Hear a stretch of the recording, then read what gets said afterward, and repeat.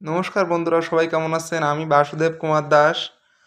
আমি আজকে আপনাদের মাঝে যে ভিডিওটি নিয়ে আসছি 5 স্টার হোটেলের ভিডিও। আপনারা অনেকে 5 স্টার হোটেলের নাম শুনছেন, কিন্তু আমার মনে হয় না কেউ 5 স্টার হোটেলের ভিতরে এসে দেখছেন।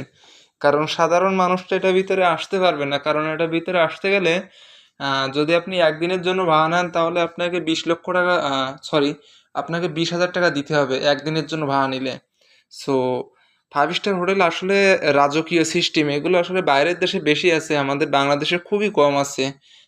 বাংলাদেশে যেগুলো আছে তার ভিতরে আমি একটি 5 স্টার হোটেলে আহ, ঘুরতে আসছিলাম। সো ঘুরতে এসে আমি ছোট করে একটা ভিডিও বানিয়ে নিয়ে যাচ্ছি, যাতে আমার কোনো বন্ধু বান্ধব দেখতে পারে ভিডিওটি। হয়তো আমি নেটে ছাড়বো যেদিন, সেদিন হয়তো আমার বন্ধু বান্ধব দেখতে পারবে ভিডিওটি।